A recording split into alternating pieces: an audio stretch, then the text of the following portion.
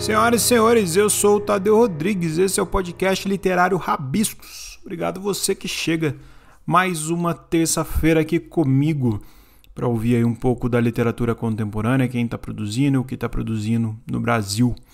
Eu quero agradecer muito o grande retorno e bonito retorno que o Rabiscos teve no episódio especial de domingo, 29 de agosto, onde a gente comemorou o Dia da Visibilidade Lésbica. A gente bateu um papo com a Gabriela Soltelo, com a Dia Nobre. Se você está chegando só nessa terça, dá uma conferida no episódio de domingo, que foi muito legal. E estou recebendo muitas mensagens bacanas. As meninas são muito sensacionais e fizeram um episódio maravilhoso. E eu vou fazer alguns especiais às vezes, porque é o seguinte, estou com muito episódio bom na manga.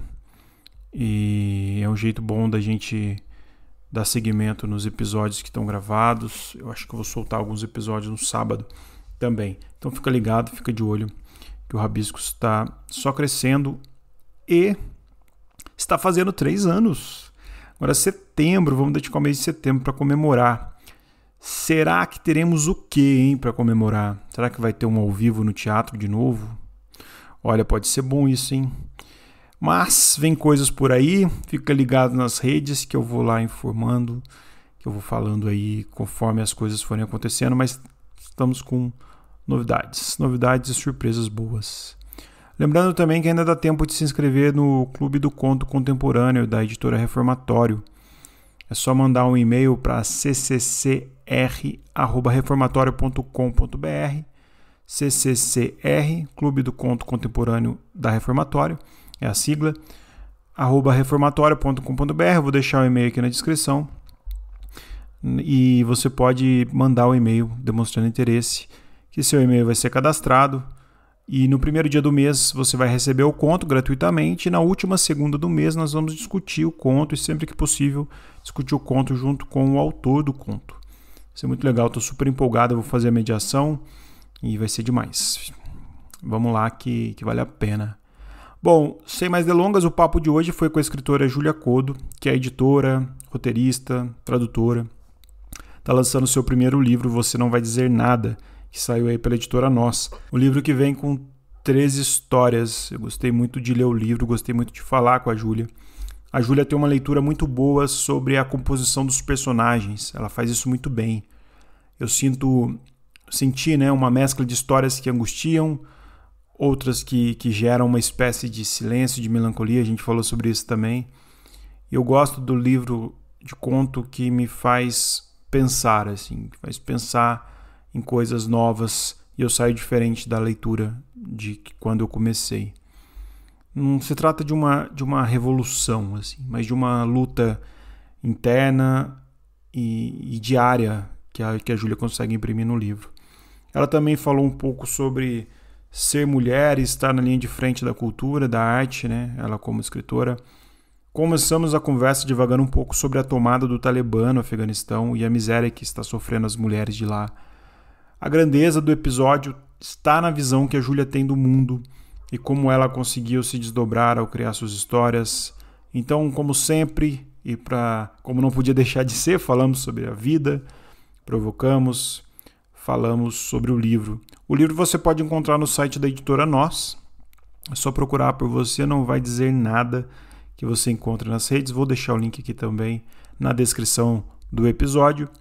Lembrando que às quintas-feiras a Carol Pedrosa apresenta aqui no Rabiscos o programa Cabine do Filme, onde ela fala sobre cinema, falando sobre filmes, séries, curiosidades, bastidores, sobre temas. O papo está muito legal e também está fazendo o maior sucesso. É isso, a edição é feita por mim. Então vocês já sabem, me perdoem os vacilos, me perdoem as falhas, eu juro que eu faço o meu melhor. Quero agradecer a minha amada Lua Ferreira, que me ajuda na curadoria, e o Alisson Estevão, meu querido amigo, que também ajuda na curadoria, que me ajuda a selecionar os livros que a gente recebe. Você pode enviar livros como sugestão de pauta para a Caixa Postal 129, CEP 37.701.010, Poços de Caldas, Minas Gerais. Vou deixar também na descrição. E eu peço um pouquinho de paciência para o pessoal que está mandando os livros, que a gente está olhando tudo com muita atenção. e logo a gente entra em contato. Infelizmente a gente não consegue ler todos na velocidade que a gente gostaria, mas conforme vai acontecendo, a gente vai se interessando, a gente vai também procurando pelos escritores e pelas escritoras, beleza? Vamos para o papo que foi bem legal. Sua pronúncia do seu sobrenome é Kodo mesmo. Kodo. Sobrenome meio estranho, né? Mas eu gosto. Ele é italiano, mas ninguém. Tem gente que acha que é japonês. Já me perguntaram várias vezes se era japonês. É italiano, é Giulia É Kodo. italiano. Kodo. Eu acho que Muito bom. veio de um outro sobrenome, porque lá também não é tão comum. Mas eu sei que tem um mais comum que chama Codognato. Eu acho que Condoniato. deve vir daí. Alguma coisa daí. Eu gosto. Seja bem-vindo ao Rabiscos, Giulia Kodo. Obrigado. Obrigada. Vou deixar essa, Agradeço muito. vou deixar essa Por favor. introduçãozinha da gente falando do seu sobrenome aqui. Não vou Tá editar bom. isso. Estou muito Tá bom. feliz de estar com você. Estou muito feliz de ter lido seu livro também. Você não vai dizer nada. E a gente está gravando esse episódio dia 16 de agosto. Eu não sei quando ele vai ao ar, mas ontem e hoje, nós tivemos um problema muito sério no Afeganistão, em Cabul, onde os talibãs tomaram poder novamente. E eu quero começar esse assunto fazendo um gancho com você, você que participou da antologia Leia Mulheres. E a gente está falando no Brasil, de certa forma, os movimentos artísticos e culturais estão mexendo com a posição da mulher na produção de conteúdo, na sua posição de vida, política, de autoridade social, e isso é muito válido. E em contrapartida, a gente está vendo o Afeganistão sendo invadido, e a gente leu professores despedindo de alunas porque não sabe se elas vão voltar a estudar, e mulheres sendo tolhidas dos seus direitos, da sua vida, pelo simples fato de ser mulher, assim. Como que a gente pode fazer esse link com tudo, assim? Você sendo mulher, sendo escritora, sendo uma acadêmica também, e esse mundo maluco que está acontecendo lá e aqui também, todo esse estardalhaço, assim, caótico. São tempos muito difíceis, né? Agora, essa notícia aí é. Enfim, a gente aqui tem assuntos, né? Tem questões que a gente está, enfim, numa discussão aqui, né? Ou no Ocidente, a gente acha que já avançou tanto, mas na verdade a gente dá medo até de perder direitos, né? Quando a gente vê coisas assim ao redor do mundo, porque é, sei lá, aqui ainda tem uma grande diferença dentro do país mesmo, como se tivesse dois países, né? Então tem uma parte de um monte de mulheres que trabalham e que estão ocupando cada vez mais lugares de poder, escrevendo alguns temas, né, relacionados às mulheres, ao gênero. Agora tem conquistado alguma atenção, né, muitos anos depois de muita reclamação, muita briga, muita luta.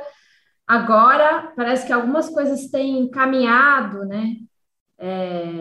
Se for ver, a gente está num momento que essas pautas de identidade estão em voga, assim, né? Então, se for ver, a gente tem discutido muito, né, a questão da mulher, a questão, as questões identitárias todas, né, do movimento racial também, homossexualidade, LGBTI, nem sei falar isso, agora aumentou a sigla.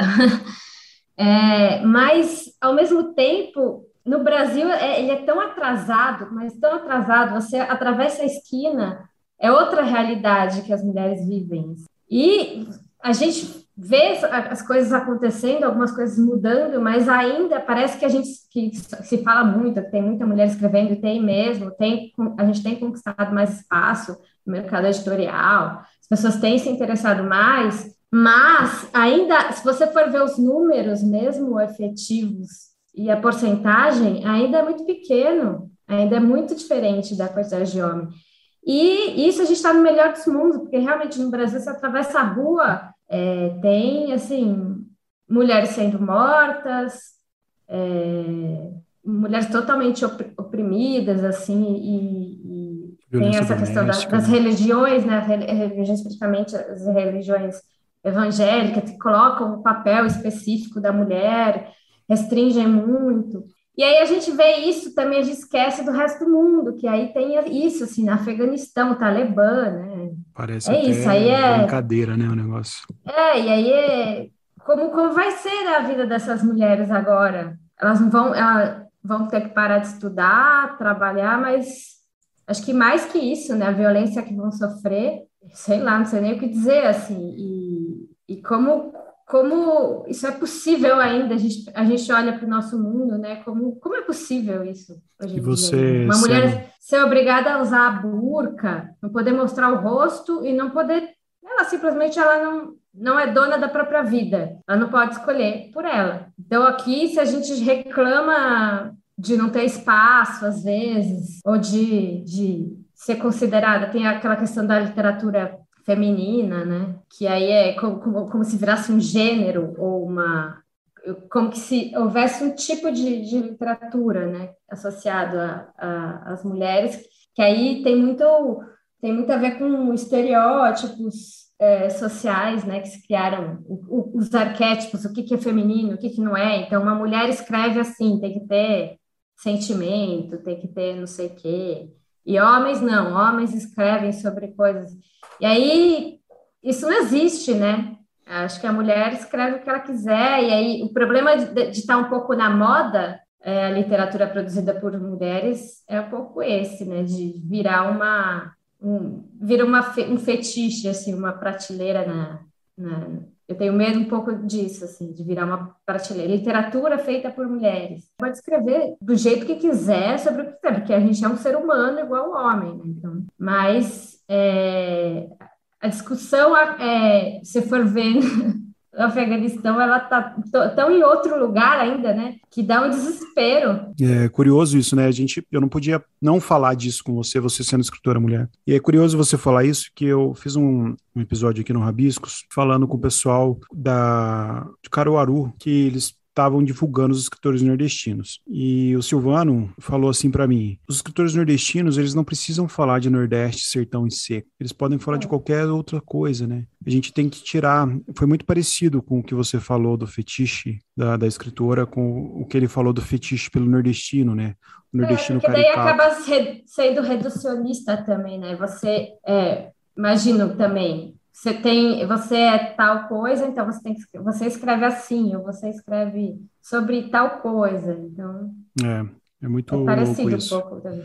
E o seu livro, ele é um tratado lindo do cotidiano, assim. Eu gostei muito dele. E eu gostei muito do Obrigada. título, Você Não Vai Dizer Nada. Eu posso falar que Você Não Vai Dizer Nada é uma forma de conceituar o silêncio? De conceituar o silêncio, pode ser. Eu acho que, para mim, né, ele tem a ver um pouco com essa sensação que eu acho que tem um pouco nas histórias, que eu fui sentindo em todas as histórias, que é um incômodo com a imperfeição, né, das relações humanas, com a estranheza da vida mesmo. Então, eu acho que os contos ele tem um pouco dessa trava, assim, são relações travadas, imperfeitas, conversas incompletas, cheias de silêncio. Sabe quando você está querendo que a pessoa fale e aí a conversa não flui, e você não consegue se expressar, e aí não tem palavra para expressar aquilo que você quer expressar. Então, eu acho que eles nasceram um pouco disso, assim, eu sinto que tem essa sensação nos contos. Então, o silêncio vem daí, eu acho. É um silêncio que perturba, oprime nesse Isso, sentido? eu acho que sim. E qual que é a sua relação com o silêncio, assim? É um caso de amor ou é um caso de ódio?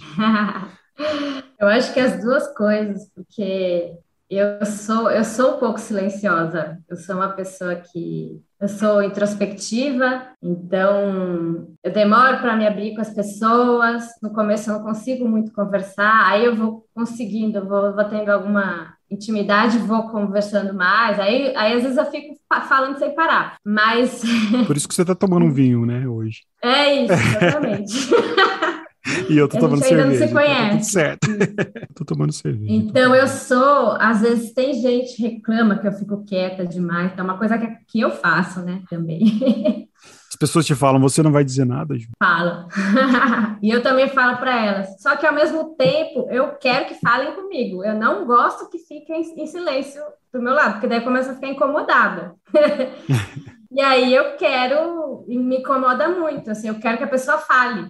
E aí eu acho que tem uma coisa, e ainda mais quando tem alguma coisa no ar ali que não está bem, e você não consegue falar sobre aquilo, é bem incômodo, né? Então eu acho que. E aí quando você tenta, e aí a coisa não sai, é uma coisa que me incomoda muito mesmo. Então é as duas coisas.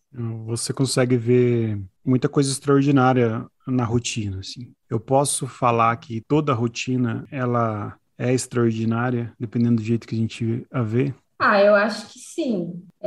O cotidiano, né? Eu acho que o cotidiano, a gente. Acho que é um pouco o papel da literatura, né? Você ampliar essas coisas, porque a gente passa pelas coisas pela vida, às vezes na correria, sem prestar atenção. E a literatura chama atenção, é como se, olha isso aqui. Né? Como se ela dissesse isso para você, presta atenção nisso aqui, que é muito estranho, ou é muito bonito, ou é muito triste, você não está prestando atenção. Então, eu acho que tem a ver com. É um modo de amplificar mesmo a vida, sabe? Então, e tem a ver um pouco com o cotidiano. O cotidiano também pode ser. A gente não presta atenção, o banal, né?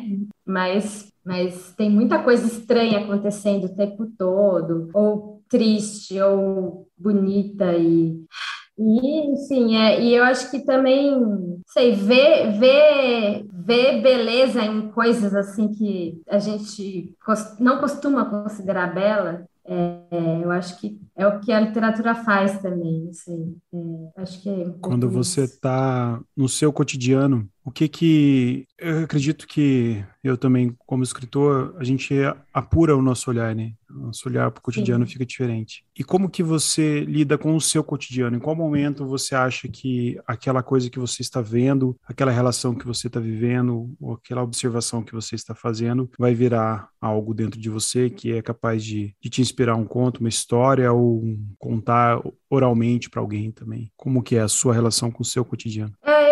Eu sou uma pessoa que observo muito, né?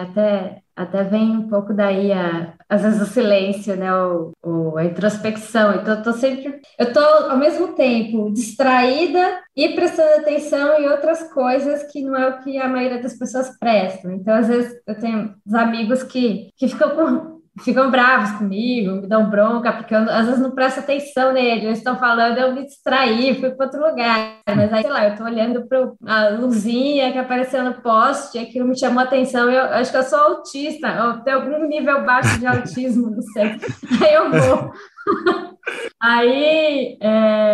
E aí, assim, alguma coisa de repente me surpreende, né? Eu acho que é um jeito de ver as coisas assim. Então, de repente, uma coisa que eu acho muito estranha, aí de repente começo a observar e falo, gente, mas olha que coisa esquisita isso daqui. Não é normal, como que a gente considera isso normal? Ou de repente acho uma imagem bonita, assim, e paro. E aí quando acontece alguma coisa, me dá um clique, assim, que eu vejo alguma coisa, eu anoto. Eu tenho bloco. Agora eu comecei desde que surgiu o celular, eu comecei a anotar muito no celular, porque é uma coisa que está sempre à mão.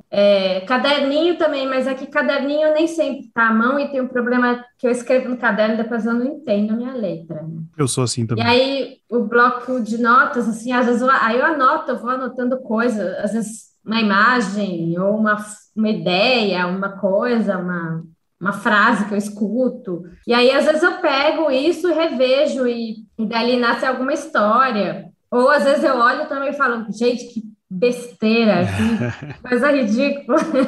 Mas dali saem algumas histórias, às vezes, de algumas dessas coisas que eu reparo, assim, que eu anoto. E não necessariamente na hora, mas depois, quando eu tô caçando, aí eu vou reler as coisas que eu anotei e tal, e ali, às vezes, me dá um clique, assim, que vem uma história na cabeça. Eu acho ótimo, assim. Você tem a Noemi Jeff na orelha, a quarta capa com a Paloma Vidal, com o Julian Fuchs. E, ao mesmo tempo, a gente vê uma leitura bonita deles, né? Um carinho pela sua história. Parece muito que você está escancarando também a sua intimidade. Você que falou que é intimista, que é mais reservada. É uma forma de se despir também, né? Parece que eu te conheço já um pouco depois que eu li seu livro, porque as observações dos contos, por mais que cada um tenha uma voz, elas são muito semelhantes na essência. Eu consigo identificar uma assinatura sua ali, seja no conto que você faz em forma de diário, seja na viagem, seja na relação da voz e tal. Você se sente também, de certa forma, escancarada, desprotegida, ou se sente abraçada, né? E queria que você falasse um pouco dessa relação com essas pessoas que estão no seu livro, né? Que você colocou, a Paloma, o Julian e a Noemi, e essa relação sua, Júlia, para o mundo. Das pessoas que eu posso dizer que, são pessoas muito, todas importantes e que fazem parte da minha história, da minha vida mesmo, não só são escritores que eu admiro e que convidei, assim, mas pessoas com quem eu tenho relação mesmo. Então, a Noemi, sei nem o que dizer, assim, porque eu acho que se não fosse a Noemi, eu não tinha escrito esse livro e não tinha publicado, não tinha. Então eu entrei para fazer, eu faço oficina com ela até hoje, porque eu não consigo sair. Uhum. Eu tinha um momento que eu retomei a escrita, foi quando eu entrei na oficina da Noemi. Então significa muito para mim, né? Tinha que ser ela escrever a orelha, não tinha como ser outra pessoa. E ela também é amiga, hoje em dia já é minha amiga e é maravilhosa. E assim, eu achei que foi muito cuidada por todas essas pessoas, teve muito afeto envolvido. A Noemi que falou, você tem que publicar, acho que senão eu não teria tido coragem, sabe, de montar um livro e tal. E aí tem o Julian, que é um amigo de vários anos também. Eu falei Julian, é Julian. É que o nome é argentino, né? Os pais dele Julian, são argentinos. Em perdoa, português se fala Julian, então não tem perdoe minha problema, falha. mas não, acho que ele está bem acostumado com pronunciarem o Acredito nome que dele sim. de diferentes modos. Julian. E aí e foi isso, assim, ele era um amigo e eu mostrei para ele o livro. Ele disse que até se surpreendeu, leu e fez vários comentários que me ajudaram também, que ele fez comentários super que eu aproveitei no livro, então foi super generoso também. E a Paloma Vidal, idem, eu conheci ela, eu tinha amigos em comum, e aí também uma vez eu fiz um curso com ela, que foi super legal, eu quase fiz mestrado com ela na Federal São Paulo, mas aí acabei desistindo de fazer mestrado total, assim, mas fiquei amiga dela. E a gente ficou Legal. amiga. E aí ela também. Então foram todas as pessoas que já conheciam o livro, já tinham lido, já tinham comentado, e que me deram força para publicar, né? Então, por isso que também fez muito sentido os três estarem ali. E eu achei bonito mesmo a relação que eles têm com a sua história e essa sensação de intimidade que seu livro desperta, assim. Você consegue fazer isso? A sensação de intimidade ao mesmo tempo de mistério, assim. E com um quê muito melancólico, em alguns pontos. E a melancolia é um sentimento muito bonito. Eu acho um sentimento muito bonito. Qual que é a sua relação com a melancolia? E se a gente pudesse colocar as suas histórias numa estante assim, pré-determinada e conceituada, você acha que ela estaria aonde ali? Eu acho que assim, a melancolia, eu acho que como você disse, eu acho que a melancolia é um negócio triste, mas que é bonito também, porque eu acho que é uma forma muito íntegra, assim, de sentir as coisas, de ver as coisas, porque eu acho que tem muito, é melancólico viver mesmo, não tem muito jeito. E eu gosto, assim, eu gosto de ler coisas melancólicas, acho que eu sou melancólica um pouco, só que ao mesmo tempo que eu acho que tem um pouco no livro, tem uma coisa com humor também, tem a melancolia e tem o humor juntos, eu gosto dessa combinação, porque eu acho que eu penso um pouco assim, e eu acho que a vida é assim, a vida é meio tragicômica. Então, acho que é um pouco isso. Agora, a prateleira, eu acho que eu não me colocaria em nenhuma prateleira. Eu não gosto de prateleiras pré-estabelecidas. Eu também não gosto, não. Foi só uma provocação. Tá bom. Quanto mais eu bebo, mais eu provoco. Tudo Quanto bem. mais eu Eu tô bebo, bebendo aqui para te responder à altura as mais eu provocações. filosofo. Você abre o livro numa viagem entre o casal, que tem uma baleia rondando toda a narrativa, e dá para entender aí o lúdico e o real de mãos dadas. Como que você optou pela ordem dos contos? Você quis uma linha? Como que foi isso, assim? E queria que você falasse em especial um pouquinho desse conto de abertura. A ordem do conto foi difícil assim escolher uma ordem. Eu mudei várias vezes. Agora esse conto era um que eu sempre tive certeza que era o primeiro. Esse último eu tinha certeza que era o primeiro e último.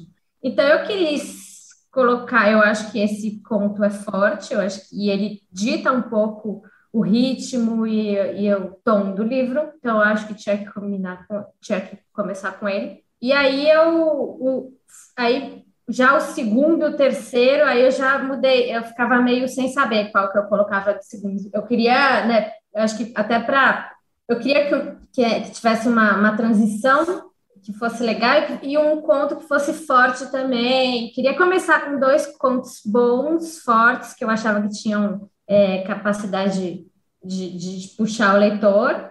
E também queria terminar com dois que eu achava que eram fortes, né? E aí isso deu uma mudada. Mas aí teve um momento que também, pelo que as pessoas me falavam, assim, as pessoas que leram o livro foram me fazendo comentários, e eu senti que as pessoas gostavam bastante do As Sereias. A cereza, E eu eu acho que achei que era uma boa transição também, porque o primeiro conto, muita gente associa a minha história, porque enfim, morei na Itália, meu ex-marido é italiano, então eu sabia que iam fazer essa associação com a minha história, e aí logo depois eu quis colocar um conto que é uma mãe com uma filha, eu não tenho filha, não tenho filho nenhum, e que é uma vendedora de cosméticos, ou seja, bem diferente de mim. Então, eu achei também legal ter essa para as pessoas entenderem que o livro não é um livro autobiográfico, não é autoficção. Então, não é, né? já logo. Não. Agora, o primeiro conto, como você pediu para comentar mais ele, eu acho. Então, nasceu, né? Eu acho que é o conto que tem um pouco mais de elemento autobiográfico, ainda que seja bastante ficcional. Nasceu de talvez uma sensação, uma situação real, que é o casal no carro numa viagem por uma ilha italiana e num fim de relacionamento sem conseguir conversar no carro. Então isso nasceu de uma situação real. Já o resto, mesmo o personagem, são a história de como eles se conheceram, as características do personagem, tudo isso eu inventei, eu mudei muito, não sou eu, não é ele. A história da baleia não aconteceu, enfim, aí tem muito mais no fim as pessoas relacionam, mas tem muito mais ficção, invenção, imaginação do que realidade nesse conto. Quem te conhece muito assim conseguiria ler seu livro e falar: nossa, isso aqui é a Júlia. Esse conto É. Ou os pode outros. ser, pode ser. Eu acho que todos de alguma forma têm um pouco. Aquela coisa assim, sempre que você vai escrever uma coisa supostamente real que veio da sua memória, sempre vai ter alguma coisa de ficção, porque a memória é uma narrativa que você cria, né? Então, ela é um pouco ficcional. Você escolhe se lembrar de um jeito, que às vezes não é exatamente a realidade, é uma interpretação sua da realidade. Pode ser que outra pessoa tenha a mesma memória e de uma forma completamente diferente. Então, tem isso, e tem o contrário também é verdadeiro, que é quando você inventa completamente uma coisa que nunca aconteceu com você. Eu acho que também tem muito do que eu vivi ali. A sensação, o jeito de pensar, o jeito de olhar, tem alguma coisa indireta, mas tem. Então, é isso, assim, no final não importa muito, eu acho, se aconteceu ou não É bom aconteceu. poder inventar, né? Eu falo isso, eu É sou bom. apaixonado em poder mentir. Eu adoro. Tem uma frase do Oscar Wilde que ele fala que pouca sinceridade é uma coisa perigosa e muita sinceridade é absolutamente fatal. E eu acho que isso é a É pura verdade. verdade. Eu gosto muito dessa máxima, assim, quando acontece alguma coisa ali em casa. Então, minha mãe e meu irmão, por exemplo, aí eles falam assim: ah, aconteceu tal coisa. Não, o Tadeu conta que ele enfeita, ele gosta de enfeitar as coisas. É um jeito bonito para falar que eu dou uma mentira numa coisa ou outra, e a gente pode, né? Ô, Dá uma Júlia, aumentada, né? você tem diário? História de Você escreve pescador. diário? Eu não tenho. Não. Eu não sou que nem a Rita, que escreve super diários, Um assim, beijo não. pra Rita falando isso. Oi? Um beijo Um pra beijo pra Rita. Rita. Um beijo pra Rita.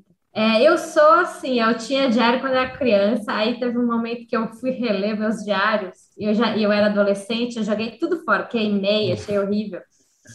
Então, eu não lido muito bem com isso, não. E aí, assim, eu acho que tem uns dias, uma outra vez que eu tentei fazer diário, mas eu sou muito inconstante. Então, teve uns períodos que eu tentei fazer um diário.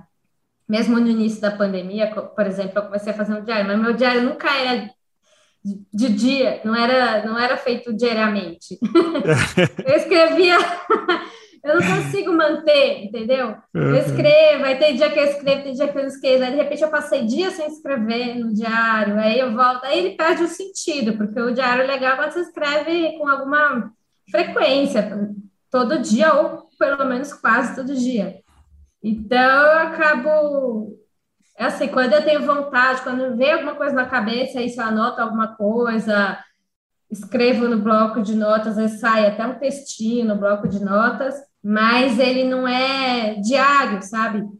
Eu sou muito bagunçada, tem dia que não sai nada, Quase não um adianta. caderno de pensamentos, assim, né?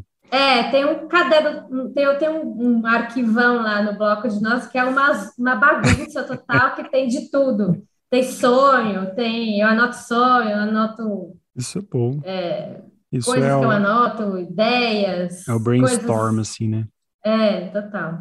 Você também eu falei aqui no começo, né, que você também é da academia, né? Você é formada em letras, você é pós-graduada. Não sou tão da academia, não. O que que você acha que Eu te fiz ajudou?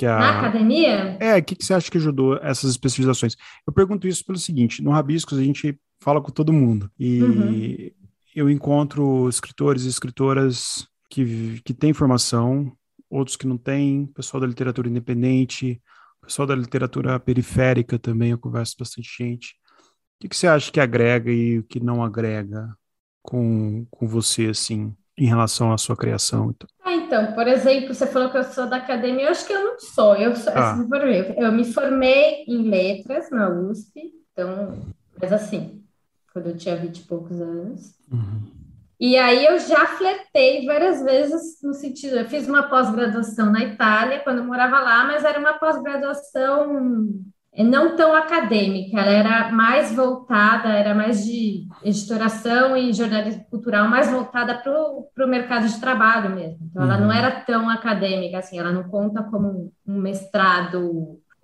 lato sensu, não lembro como é que fala, se era stricto sensu, né? Uhum. Não lembro agora. E aí eu já pensei várias vezes, eu já fui, né? Até que eu fui, te falei que eu fui, quase fui fazer mestrado com a Paloma Vidal na Unifesp, assisti um semestre a aula dela lá, mas eu sempre fujo um pouco, porque é isso, como eu tô nessa onda que eu tô querendo escrever ficção mesmo, acaba que ia ser mais uma coisa que eu ia fazer, que eu ia ter que fazer. Eu queria muito estudar, queria muito voltar a ler, estudar literatura na universidade mesmo, mas aí ia ter o projeto de pesquisa, que aí eu ia ter que escrever uma tese. E eu não estava afim de fazer uma tese, por exemplo, eu estava querendo escrever ficção, né? E a academia, ela, infelizmente, ela é muito tradicionalista. Tem uma outra universidade que tem uma coisa mais aberta, que você pode até escrever outro tipo de texto, né? Mas, no geral, eles não veem com muitos bons olhos. Eles querem uma pesquisa e um texto que é um texto que vai mais para a linha de análise, crítica literária, que não era exatamente o que eu queria fazer. E aí tem um pouco, né, essa distância do fazer no Brasil, principalmente, porque acho que nos Estados Unidos tem muito mais cursos, né, universitários mesmo de escrita criativa, tal, de escrita literária que entra no currículo mesmo universitário e tem mais essa tendência lá, e aqui está chegando, mas ainda não muito, né, nas universidades tradicionais, não muito. E aí eu acho que isso me afastou um pouco porque é isso, assim. Então, mesmo quando eu escrevia antes, gostava muito de escrever, escrevia conto bastante quando eu era adolescente ou no início da idade adulta. E quando eu entrei na faculdade de letras, na verdade, em vez de me ajudar, eu bloqueei. Eu aprendi um monte de coisas valiosíssimas lá. Tive uma formação, né, literária forte lá, né? Então, só que lá acaba sendo uma coisa. Você vai ler, escrever coisas acadêmicas e críticas sobre grandes clássicos, grandes autores mortos, e tudo lá que você aprende é muito importante. Mas eu acho que te afasta um pouco da escrita ficcional, sim, porque parece que aquilo não é para você. Aquilo é para os grandes autores. A literatura é aquela feita pelos grandes autores mortos, e os clássicos, e aí você, na verdade, a formalização, né, do estudo da literatura dá um medo, te afasta um pouco, porque você fala, você pensa um pouco, quem sou eu, né, para escrever isso? Imagina, tipo, melhor eu sair, não é para mim, né? Acaba cumprindo um papel bem torto, né? Porque a literatura ela pode ser muito mais de agregar, né? É, mas é essa formalização que é importante na universidade, mas eu acho que afasta um pouco. Não é lá que você, não é na Universidade de Letras que você vai escrever, por exemplo, ficção. Você vai aprender a analisar textos, né? Analisar literário, que, claro, que traz um monte de coisa importante, uma formação muito importante, né, para você entender a literatura, como a literatura funciona.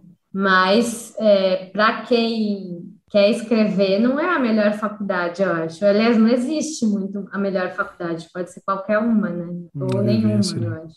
Você morou na Itália há quanto tempo?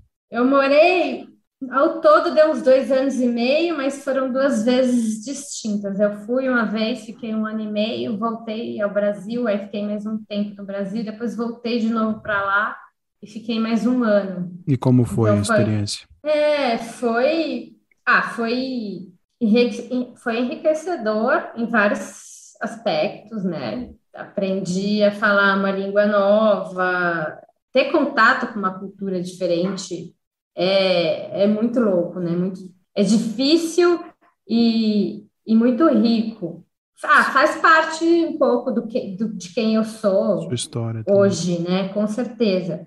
Teve uns momentos mais difíceis lá, a primeira vez que eu fui, eu fui meio de mãos abanando, sem saber o que ia fazer. Não é fácil ser estrangeiro também, não é assim, você chega lá e Hum. é tudo maravilhoso. O brasileiro Segunda trata vez, bem estrangeiro, né? não é fácil ser estrangeiro na Europa. Mas, assim, não posso me queixar, porque acho que me trouxe um monte de coisa boa e um monte de referência diferente, da forma de... Você começa a ver o mundo, abrir a sua cabeça para ver o mundo, né? Porque de não ficar sempre no mesmo lugar, de ficar em lugares diferentes, viver em lugares diferentes, conviver com pessoas diferentes. Para quem escreve, isso é incrível, né? Para você que observa Sim, cotidianos, eu acho que essas experiências de viver em outros lugares, né, ainda que dentro do Brasil, enfim, é bacana, né? Você conseguir dar esse extravaso. Quero fazer sim. uma provocação aqui, mais uma.